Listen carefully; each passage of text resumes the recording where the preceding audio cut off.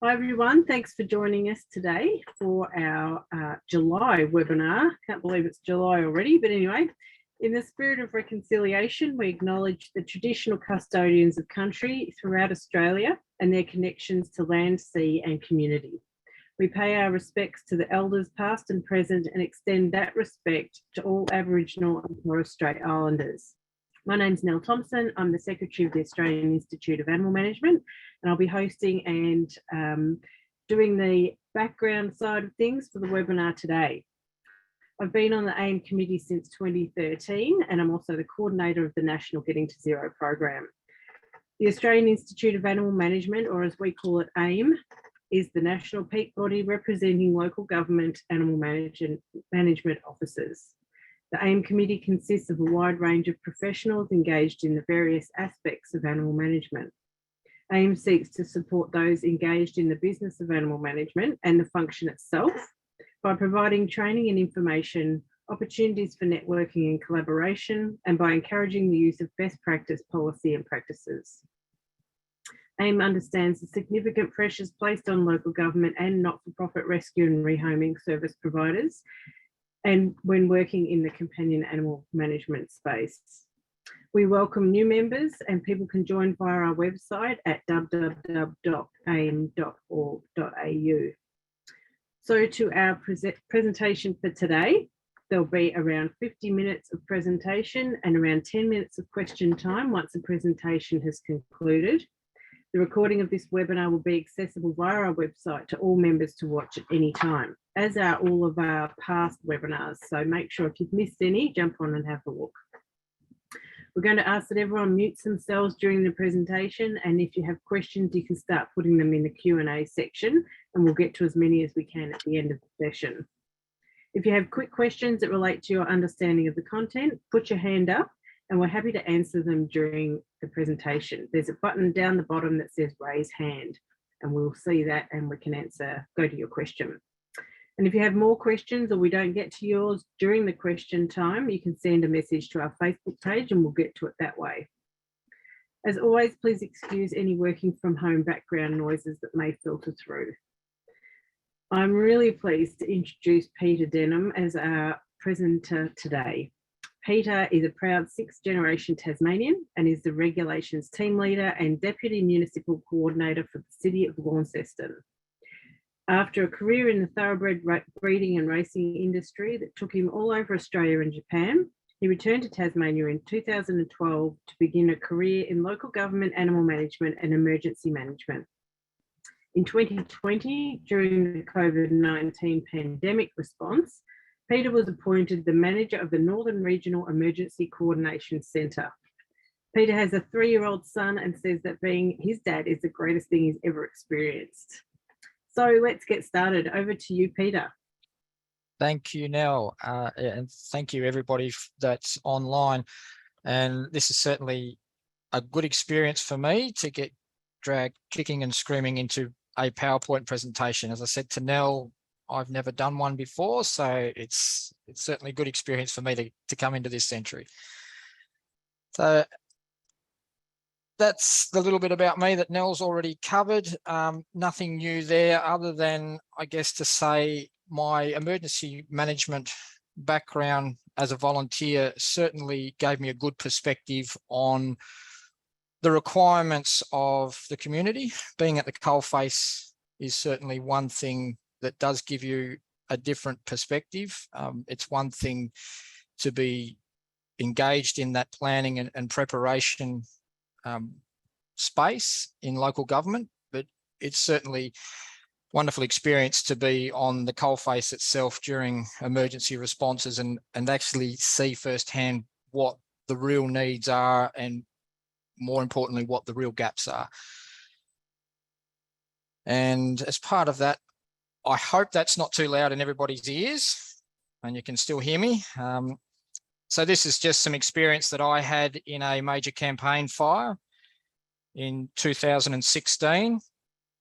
And this did involve evacuations of many communities.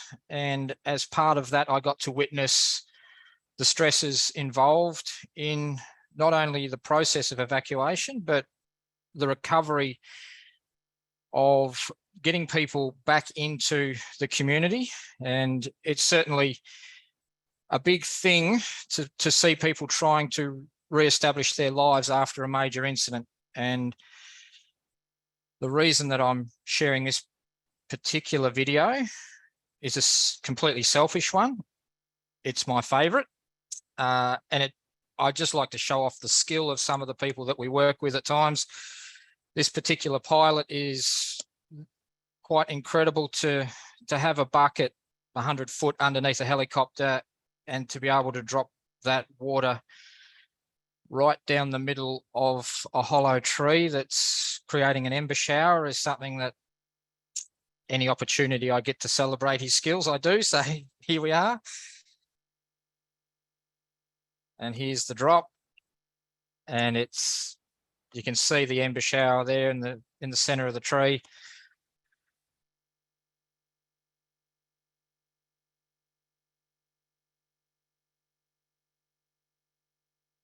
Pretty talented men. So yeah, and that's just an example of some of the work we do out there sometimes in emergency management. And obviously that leads to the concept that we came up with in 2017 of establishing a mobile shelter for companion animals. Why did we do that? 2016, again, apologies if this is a little bit annoying with the noise as well. So this is the City of Launceston during the 2016 floods. They were essentially unprecedented in their scale, and they were also unprecedented in how rapid the flooding event occurred. Normally with flooding events, you can usually expect some level of lead in, either through the Bureau's warnings and obviously measurements that are taken in the upper catchments. You can model some good timing around when you expect that water to arrive and in what volume. In this instance, 2016, across northern Tasmania, the majority of this water arrived within a couple of hours, and it arrived from around 2 a.m. to 4 a.m. Yeah, and the effect that had on emergency services and the community was extremely significant, including the loss of life, but also the loss of significant infrastructure. And you can see a sewage treatment plant there. You know, there was no real preparedness to be able to cope with this. And obviously the evacuation process wasn't as organised and as well planned and prepared for as we would have liked. And that certainly did include people arriving at evacuation centres with their companion animals. As you would expect, most companion animals are considered no different than any other family member. And it certainly is something that does play heavily on people's minds when it comes time to leave their home or their property, is the welfare of their animals. So as you can see, this was something that we had no real ability to take any great preparation for, regardless of how many plans we had in place. And obviously recent events this year in Lismore and New South Wales, Queensland, has really highlighted just how significant these types of events can be on the effect of communities and the recovery of communities. And potentially, given the circumstances of the world we live in now, they may become, unfortunately, far more frequent. So this is the majority of the centre of Launceston.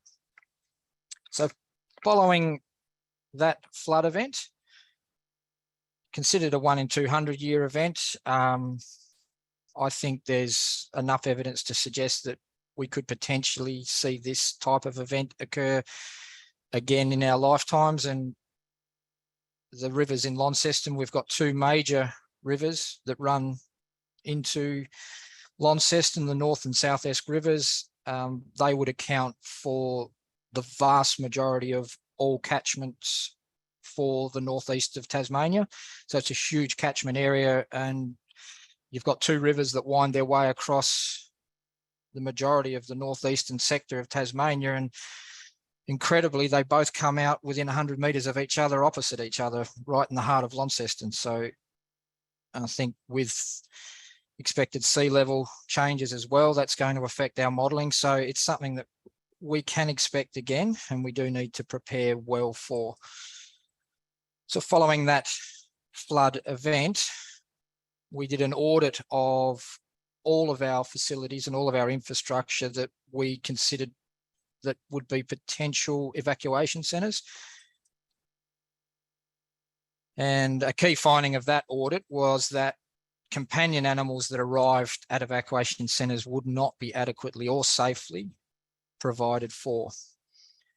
We had to look at solutions for that. So if you can see, that's the North Esk River coming out on the top side of screen. That's the South Esk coming through the Cataract Basin, and that's the major CBD of Launceston here. So a significant amount of water coming through there.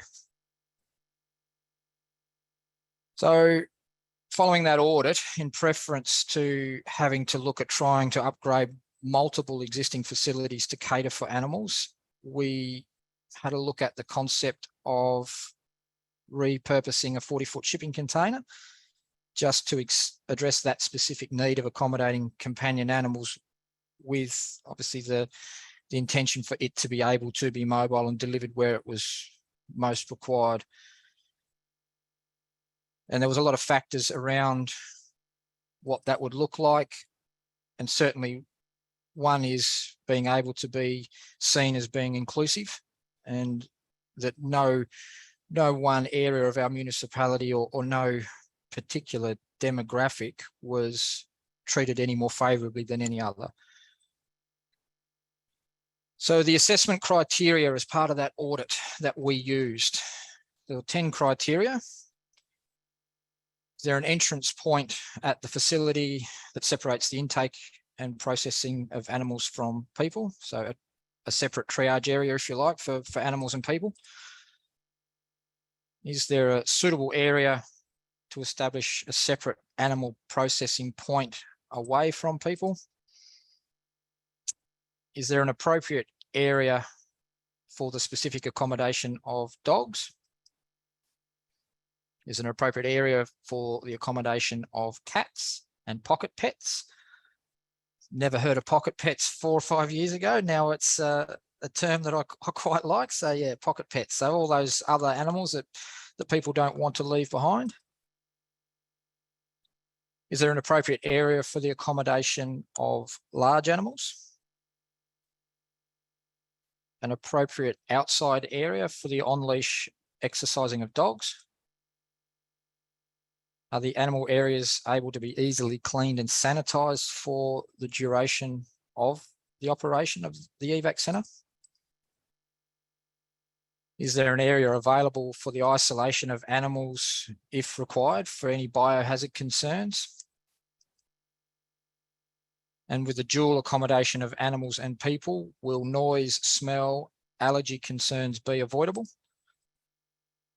And is this site suitable for an emergency requiring a rapid response and setup? So the results of the audit of the facilities against those assessment criteria: 15 halls and centres, some of them far more significant than others. Obviously, number 12 there is UTAS in Newnham. That's a major campus facility. We've also got Silverdome, which is a huge undercover sporting centre. We've got an athletic centre, and then obviously our smaller outlying regional halls. As you can see across the results there, it was difficult to find any particular facility that ticked all the boxes. the concept of the 40-foot container really did, as you can see, tick all or most of the boxes. So when we looked at this initiative, we had to look at what the purpose of it was, and it was to be able to provide short-term accommodation for companion animals alongside their owners during times requiring emergency evacuation. One of the genuine concerns for affected residents when requested to evacuate that I have witnessed and experienced firsthand is their reluctance to leave. And it certainly does affect sound decision making. They're already in a very stressed state, and the welfare of their companion animals certainly does affect that decision making process and does make it a very, very challenging time for them as to whether or not they feel that they can comfortably leave without their animals. And obviously those concerns extend to what will happen to their animals if they do take them with them. And it's also a benefit to the attending emergency services personnel. Again, something that I've been a part of firsthand. I was a member of the CFA during the Black Saturday response. I was living in country Victoria. I was in a little town called Lancefield, and we went across to Kilmore and into Whittlesea, and through Whittlesea into Kinglake, and the fire was moving faster than the people could, and really trying to save people's lives when they really were reluctant to leave behind not only their companion animals. It's a large equine area of Victoria as well, so there was people who really did choose to bunker down with their animals at the time. So it is something that does play on the minds of emergency services personnel as well. We feel that this is a pretty good achievement for the City of Launceston. As I've explained, we live right next door and are part of two major regular flooding river systems. We do have the best part of a $300 million levy infrastructure that protects the majority of the city and one particular suburb that is essentially built within a bowl either side of those rivers.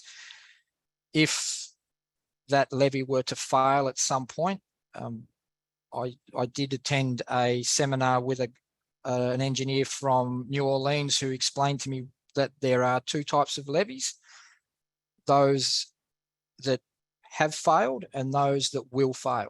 So at some point, nature will get her way. So if it does, for that particular suburb of Invermay, we're looking at well over 3,000 homes, potentially the best part of around 15,000 people, and obviously all their animals. So this is now considered, this project has been considered as a vital component of our planning and preparedness for that event when and if it happens.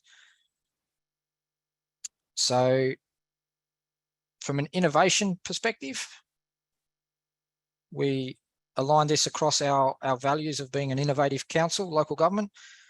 And one of our major values is that we do care about our community. We think that we've used good operational practices and we've looked outside the square or outside of the bricks and mortar, if you like. And again, inclusive in that not one area or member of the community is benefited any more than any other.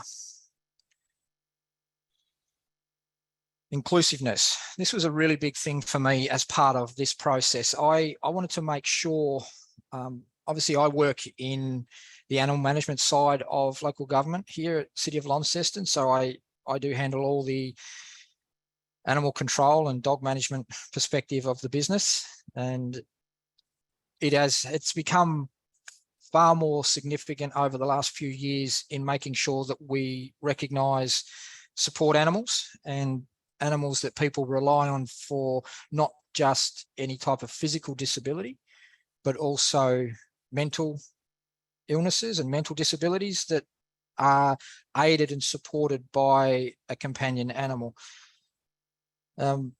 This is, I think, something that is very much in line with us bringing an open mind as an organisation. But I think having this flexibility now to make sure that we're not turning anybody away for whatever reason,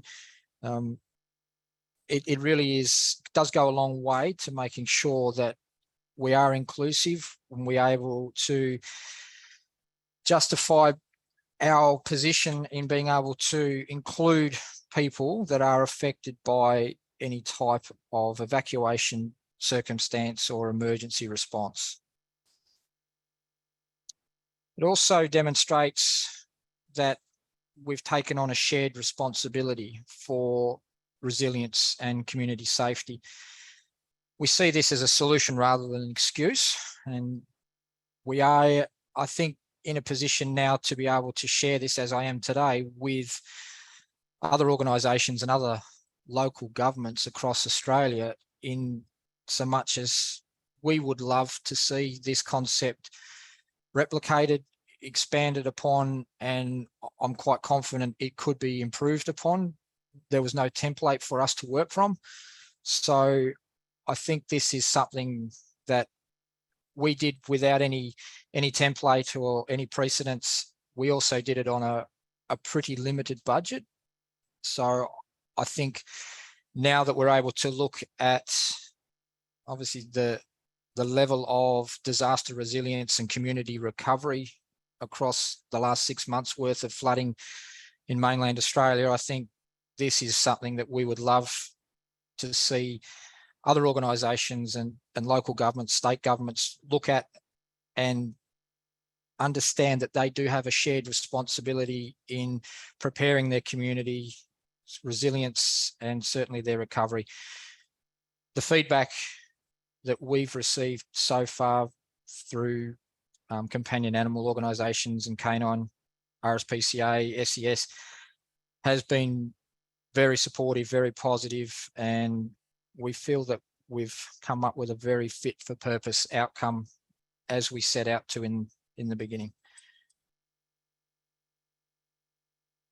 So in September 2020, we deployed the container as part of a live evacuation exercise.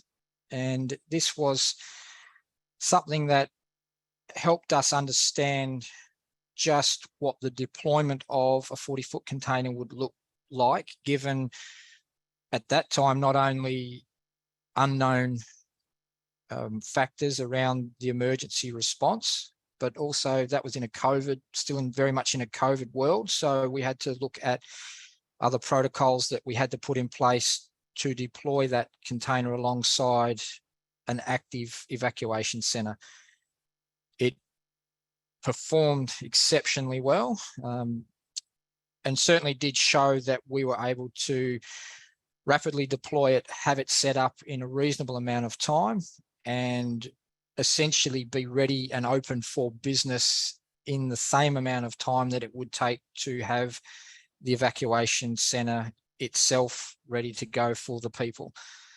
So we looked at resilience across multiple shifts, and we looked at, I think, major learnings from this particular exercise were the ability to triage and have that separate area for people to come to first and be directed to be able to be triaged with their animals, making sure that they were comfortable with the circumstances in which their animals were going to be accommodated, and then gave them that peace of mind then to be able to be processed and triaged themselves as part of the intake of the evacuation centre. So this is part of the setup. So we deployed, and obviously with any exercise, you've got that luxury of knowing that you're about to do it. So we had most of the things in place that we needed to, and having done that, we've now got those protocols in place if we need to rapidly deploy without any great leading. So we've got our own works department that we're able to attend and assist in the site setup. For those of you that may not be familiar, the 40-footer was delivered with a hydraulic side loading mechanism. So We've got a local contractor that we've got an MOU with now to basically say that when and if we need a side loader within the municipality for a 40-foot container, that it will be able to be delivered, picked up and taken to where it needs to be, essentially within around a 2-hour time frame. So I think that's about as good as we can expect from a contractor, but yeah, very appreciative of their efforts. So this particular time, the container was delivered to me from the contractor who did some of the fitting out and fitted the sliding door the day before the exercise. So there was some tense phone calls around that. So not as quite as pretty as it is now. It has had a nice coat of paint and is a lot prettier.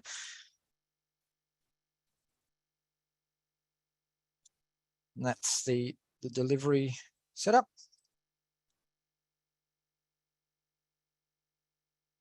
And on the ground. So to explain how the internal setup works is at the PA door end here, next to the vehicle, we've got an office or triage setup. So we're able to do all our own work privately. Another good learning from the exercise is initially we had that office area that takes up about 1/4 of the container at this end with a sliding door to separate it. So it's walled with a sliding door before you get to the animal area in the center. One big learning from the exercise was we thought that this office area at one end would be enough for us to do our work and process the people as they arrive and triage their arrival with their animals. It's not. We certainly do need another area separate to that and external to the container itself so that we can continue to do our work reasonably uninterrupted. So we've since bought and fitted a slide out annex. So anybody with a 4-wheel drive would be pretty familiar with the slide out annexes that you can get for your vehicles. This is a batwing type annex with walls. And where our pet sign is here on the side, that will be set up so that people can be triaged out of the weather. We've got a table and chairs we can set up in there. We can process them, give them their identifying wristband. We've gone with a wristband with a number on it that identifies the number attached to their animal. So when they arrive, a number will be allocated to their animal and they will be presented with a wristband. Obviously, we've got security risks of people presenting to reclaim animals that aren't theirs, and instructions have been given if somebody is going to reclaim that animal without you, they will need that wristband, and as part of the intake process, they're able to provide alternative names as to who may or may not be able to come and get their animal. So having another external triage area beside the container is certainly a big bonus. And just to try as best I can to walk you through the container, I did have the idea of doing this presentation in the container itself, but seeing as it's my first PowerPoint, I just wasn't quite brave enough to leave the office. So I'll walk you through it as best I can. Essentially, we've got this triage area at this one end, the PA door end. We've got the glass sliding doors with a main large animal area. It has one big, long, continuous shelf, and we've got the mobile animal crates here that we set up. So the collapsible crates, we've got those in jumbo or extra large, large, small, and the extra larges can obviously go underneath the shelf itself with dividers that we will then put between each cage so that animals aren't obviously looking at each other and stressing each other out and fighting. Smaller animals on top of the shelf. So, and when I say animals, essentially dogs only in this central area. They will present as the majority of animals that will arrive at evac centres. And then the far end, essentially the same size as the office area up this end. We've got another dividing wall and sliding door that takes us to the cats and pocket pet type area. And that is at the big double opening door end of the container, essentially so that we can use that as another entry point so that cats and pocket pets don't have to enter the container via an area that dogs are accommodated in. So it's just another stress that those animals and the people don't need to go through. Happy to take plenty of questions on that, on the design later on.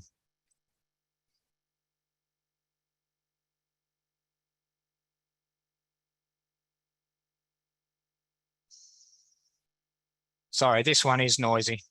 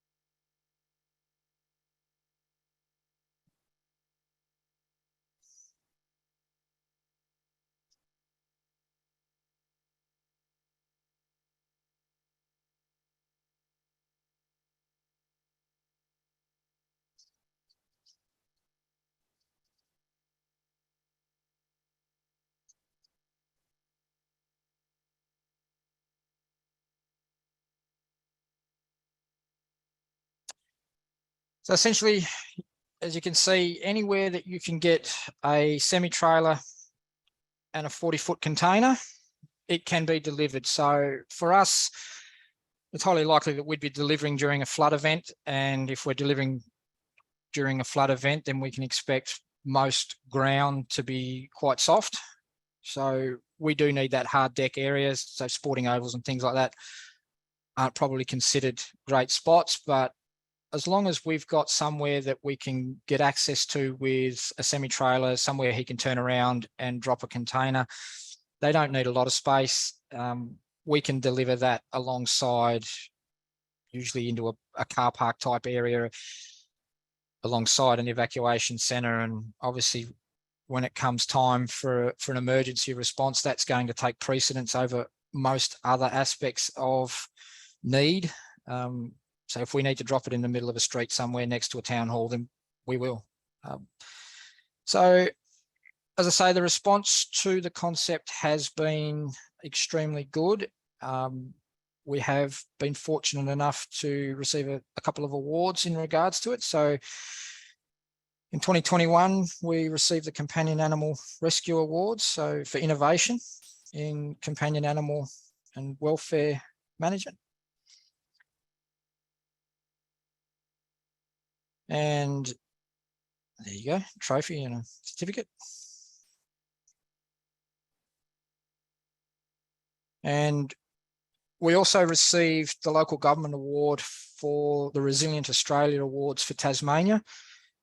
That put us into as a national finalist as well, but it was something that I think for me personally, this was a real validation of what I do in both the animal management side of my work and the emergency management side of it. It was, I think, a really good validation of being able to draw upon some knowledge and experience in both areas and come up with something that not only I thought was a good idea, but has been recognised as being a pretty good idea.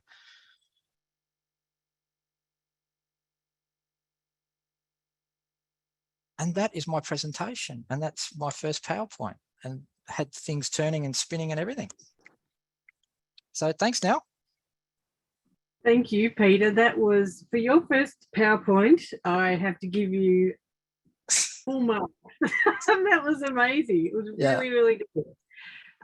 All of that footage was just, I mean, the picture, tells 1,000 words, doesn't it? It's so much easier to get that point across, because when you see it, and you're absolutely right, that pilot getting that helicopter water delivery down that tree. Yeah, I've always been pretty proud of that one. I think that's just something that you look at, and you work alongside those kind of guys all the time. And yeah, if I do get an opportunity to share that one, I do. And again, it's a perspective of emergency response that not a lot of people get to see either. So no, you're absolutely right. No, that was fantastic.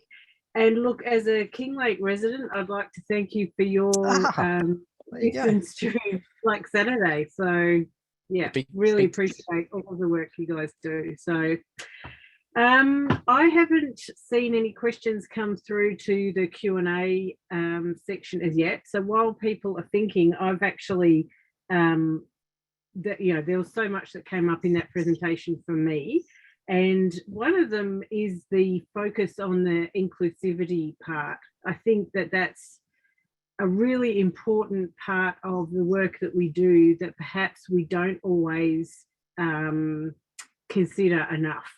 And I really commend you and the team for making that a real focus, because a community is made up of a whole range of people in a whole range of situations, and far be it for us to judge how other people live. We are there to serve them. 100%. And I really think that was fantastic.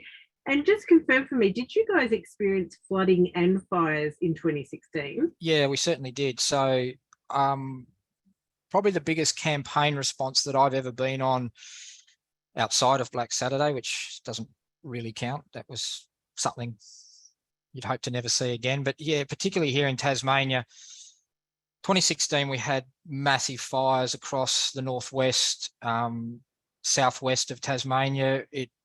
I've got footage of a field of 14 helicopters in one paddock. So, the aerial response required, it was a national emergency. We had the Army involved. We set up a major response area in the town of Stanley in the northwest of Tasmania.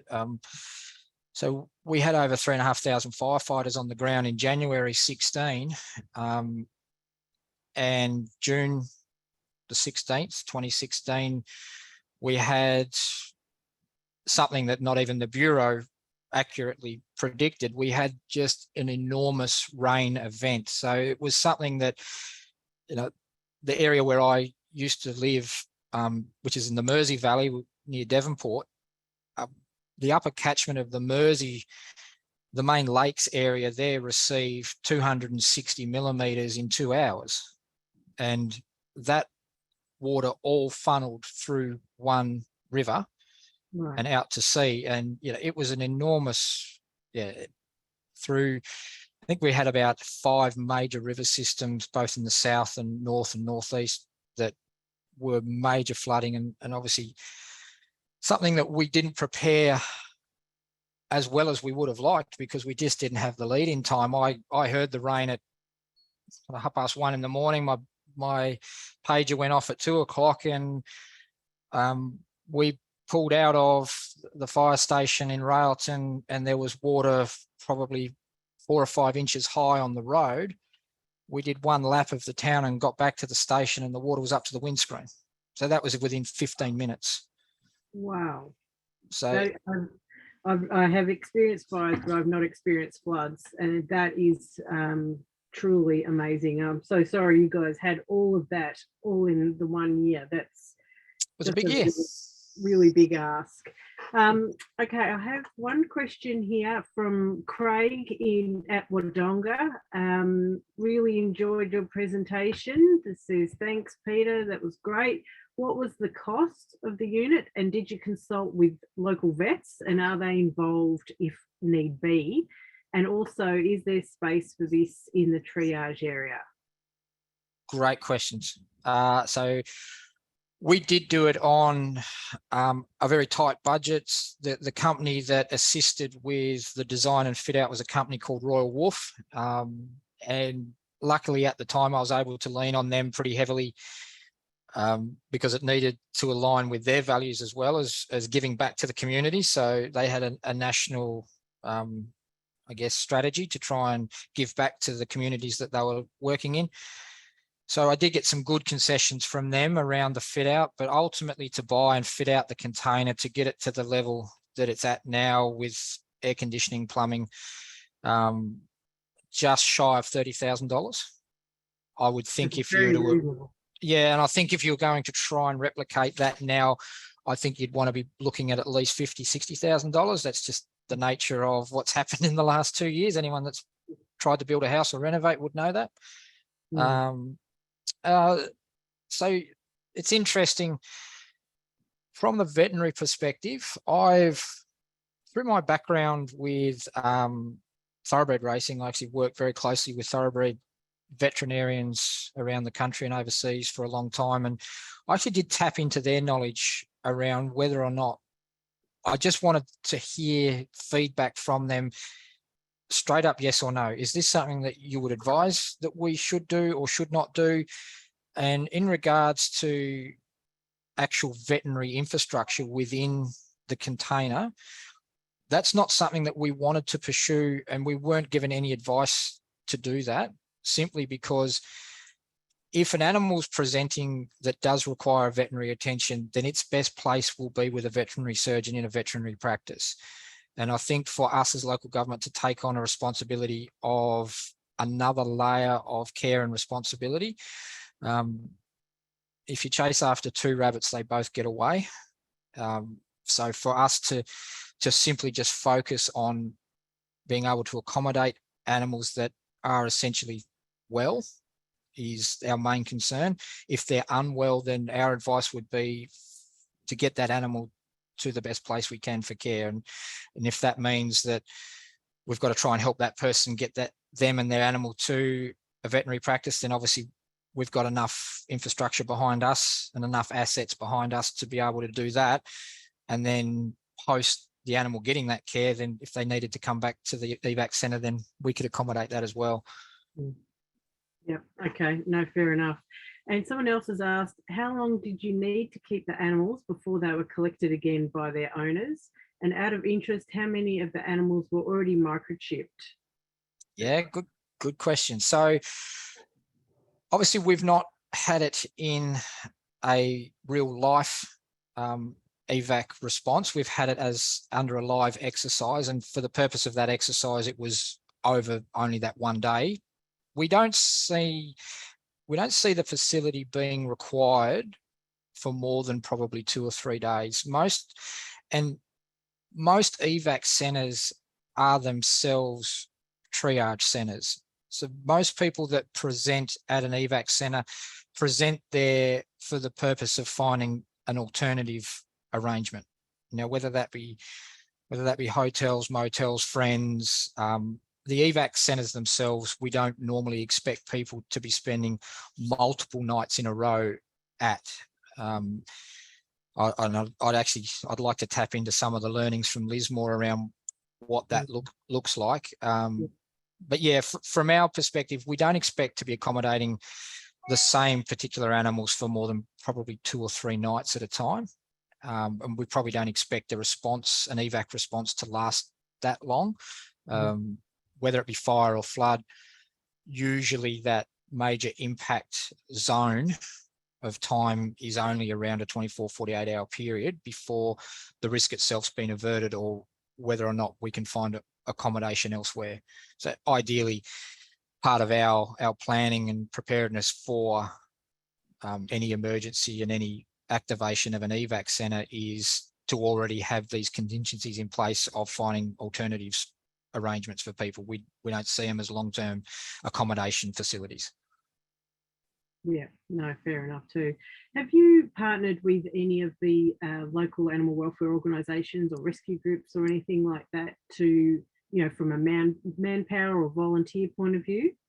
Yeah, good question. So it's interesting. We've got 2 contractors in our animal facility, if you like. So we've got a company called Just Cats who do cat welfare and rehoming rehabilitation volunteering. And so Just Cats operate out of that facility, as well as Dogs Homes of Tasmania. So Dogs Home of Tasmania are our contractor for our pound and rehoming services.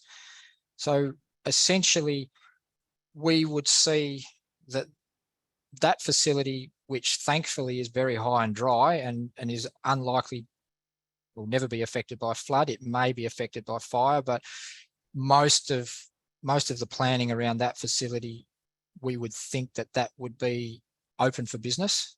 So if we needed to, we could be ferrying animals to and from that facility as well. I would say that in a time of emergency, their staff would probably already be reasonably stretched.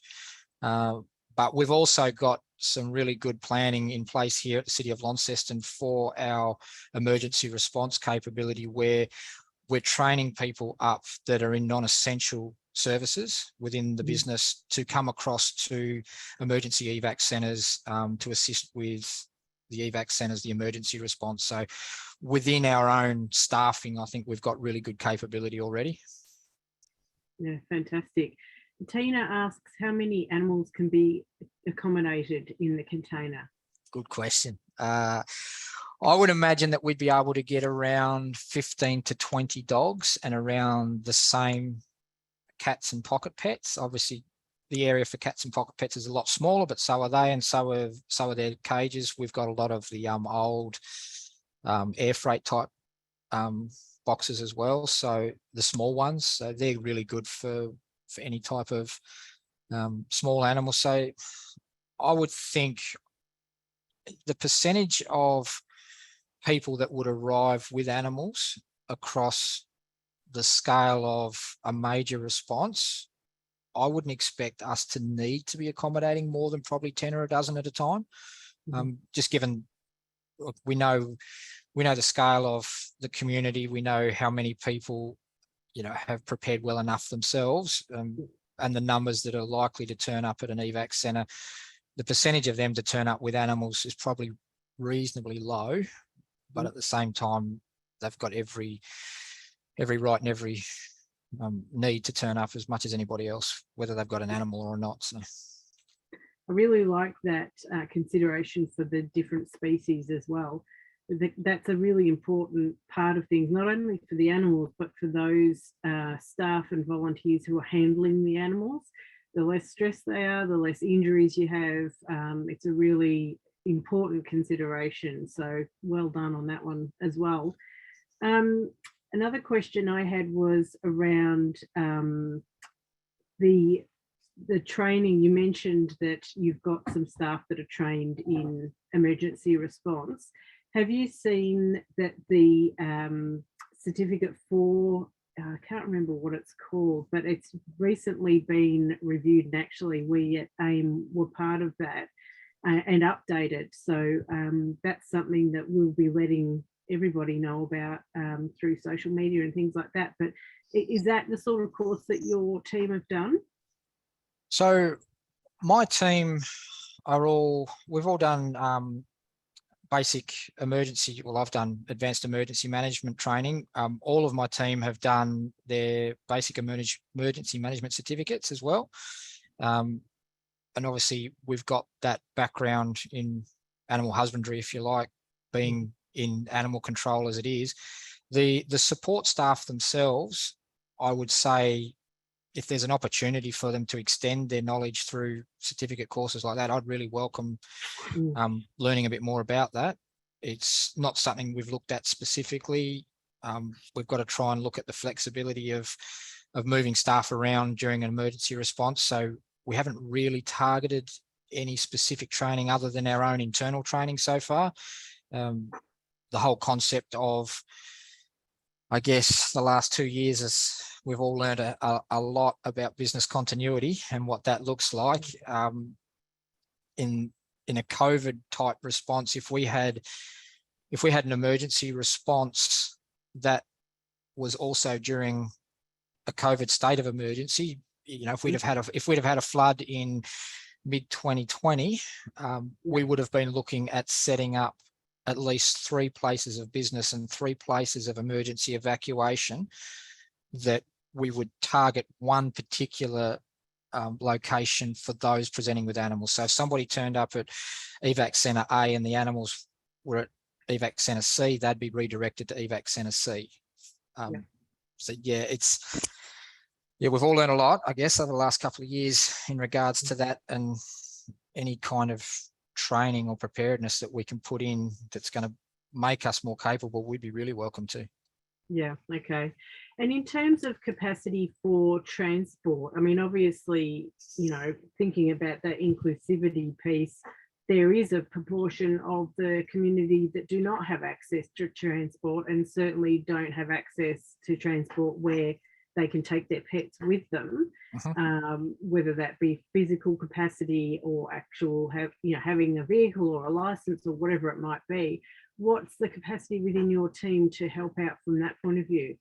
The capacity within our team would be that in that circumstance, we are not the lead agency of the emergency. The lead agency for fire is obviously Tasmanian Fire Service. The lead agency for a flood is the SES. It's up to them to coordinate that. And if they coordinate that and they direct us to assist them, we assist. So I guess that's one of those really key points with any emergency response, is a lot of the coordination and a lot of the asset distribution, if you like, and assistance provided is up to whoever the lead agency is for that response. So we've got capacity to do that. And if there was requests made to us by whoever the lead agency was for the response, then we'd do whatever we could to accommodate it. I think we're by far the biggest local government in Tasmania, so I think we're looking at around 120 fleet vehicles alone. So I'm sure we could, most of those would probably have a lot of jobs to do and be quite busy anyway, but if we could help coordinate with SES or TasFire, then we would. And obviously we've got access to a lot of volunteer organisations as well that we can tap into and get assistance from. Yeah, fantastic. Well, I think that is probably where we can wrap it up today. Peter, congratulations on your first PowerPoint. You did Thanks, a Nell. good job. Excellent, thank you. I very much appreciate you taking the time to put all that together for us and to tell us the story, because it's a really important part of living in Australia, and it's a really important part of local government. So we really appreciate that, and this recording will be accessible for all of our members to view into the future. So and anybody that wants to reach out and contact me at City of Launceston, happy for my details to be shared amongst the group, published, whatever. Yeah, welcome Fantastic. any further interest. Wonderful. Well, thanks so much, everybody, for attending today. Keep an eye out on our social media for the announcement for next month's webinar. And always feel free to send us through suggestions for topics or presenters, things that you're interested in. We're very keen to be, looking at the topics that matter to you. So please feel free to do that. Thanks, Peter. Thanks, everyone. Take care, everybody, and we'll see you at the next one. Thanks, Neil. Okay, bye-bye. Bye.